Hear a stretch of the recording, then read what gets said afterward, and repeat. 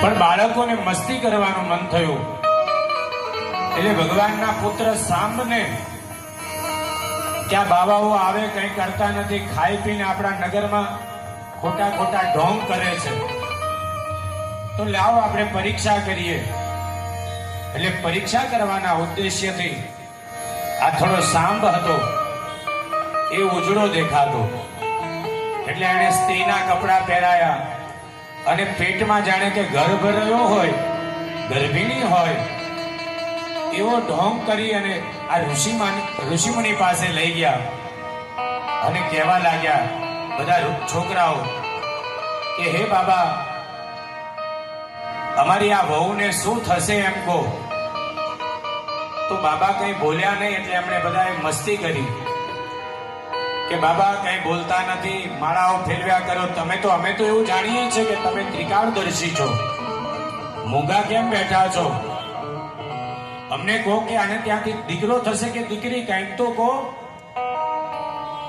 તો બાજુમાં દુર્વાસા મુનિ બેઠા હતા. આ બધા ઋષિ મુનિઓ તો કઈ ના કહ્યું, પણ દુર્વાસા બેઠા હતા. દુર્વાસાને ક્રોધ આવ્યો કે યદુવંશ થઈને આવું કરો છો.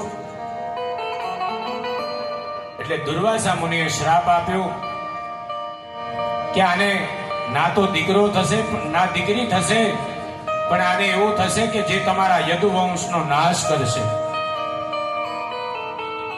અને જ્યાં શ્રાપ આપ્યો ત્યાં જ સાંભે પોતાના બધા કપડા કાઢ્યા તો કપડામાંથી મોટું લોખંડનું સાંભેલું નીકળ્યું. આ સાંભના ગર્ભમાંથી સાંભેલું નીકળ્યું. હવે વિચાર કરે છે કે આપ કૃષ્ણ ભગવાનને કહેવું કેવી રીતના કે આપણે આવો મજાક કર્યો હતો. ભગવાન પણ વિચારે છે કે મને ખબર છે કે આવો શ્રાપ મળ્યો, પણ હવે યદુવંશનો પણ નાશ કરવો છે, મારી આ લીલાઓને પૂરી કરવી છે. એટલે ભગવાને કૃષ્ણએ નથી પૂછ્યું કે આ બાળકોએ નથી કૃષ્ણને કહ્યું. વિચાર કર્યો કે આ કોઈને ખબર ન પડવી જોઈએ. એટલે જે સાંભેલું લોખંડનું નીકળ્યું હતું એને ઘસી ઘસી ઘસી ઘસી અને સમુદ્રમાં વહેવા લાગ્યું. અને છેલ્લે થોડુંક અણી જેટલું રહ્યું ને એ સમુદ્રમાં ફેંકી દીધું. એ જે ફેંક્યું હતું એક માછલી ગળ્યું અને માછલી એક પારધીને મળી. તો પારધીએ એમાંથી એક બાણ બનાવ્યું અને બાણ એ જે તીર જેવું હતું, અણી જેવું હતું, એ પોતાના બાણ પર લગાવ્યું. આ જ બાણ ભગવાન કૃષ્ણને વાગ્યું હતું. અને જે નાના નાના કટકા ઘસી ઘસીને જે ત્યાં સમુદ્ર કિનારા ઉપર નાખ્યા હતા એમાંથી તીક્ષ્ણ ઘાસ નીકળ્યું, જેને આજના સમયમાં આપણે એને દર્ભ કહીએ છીએ. એવું ઘાસ નીકળ્યું કે જેને આમ ખેંચીએ ને તો આખું કપાઈ જાય, ગળું કપાઈ જાય. આ દાબને કોકતારો ટ્રાય કરી જોજો. આમ પકડીને જો કદાચ ખેંચીએ ને તો ગળું કાપી નાખે, એટલું ઘણી વાળું હોય. તો આ બધા યદુવંશીઓ આવ્યા. વારુણી એટલે મદિરા પીધી અને એમાં એટલા બધા મદ બન્યા કે પોતાનો ભાઈ છે એવું ભૂલી ગયા.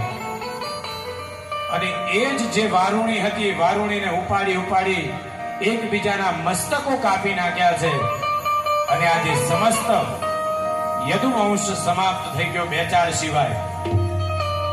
ભગવાન પણ વિચાર કરે છે કે હવે તો યદુવંશનો મેં વિનાશ કરાવી દીધો છે.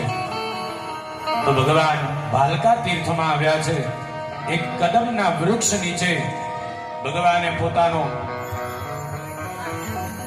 ડાબા પગ પર જમણો પગ મૂકી અને પોતાની યોગ માયાથી ભગવાન પોતાના પ્રાણ છોડવા જઈ રહ્યા છે. ત્યાં જ આ પારધી કે જેણે સમુદ્રમાંથી મળેલું જે બાણ હતું એ બાણ લઈ અને કોઈ મૃગ છે એવું જાણી અને ભગવાન ઉપર બાણ સાધ્યું છે. ભગવાનના જમણા પગમાં આવીને જ્યાં બાણ વાગ્યું, ભગવાને પોતાના સમસ્ત પરિકરો સાથે પોતાના દિવ્ય ધામમાં ભગવાન જવા તૈયાર થયા. બ્રહ્માદિ દેવો પણ પોતાના ભગવાનનું સ્વાગત કરવા માટે ઉભા છે કે હે પ્રભુ, 125 વર્ષની આપની આ સુંદર લીલાઓ કરી તમે પોતાના ધામમાં પાછા પધારી રહ્યા છો. ભગવાનનું સુંદર સ્વાગત કર્યું. અહીંયા જ્યાં પારધીને ખબર પડી કે ભગવાનના પગમાં બાણ વાગ્યું છે પારધી ભગવાનના ચરણોમાં પડ્યો છે, ક્ષમા માંગે છે કે પ્રભુ મને ક્ષમા કરો. ત્યારે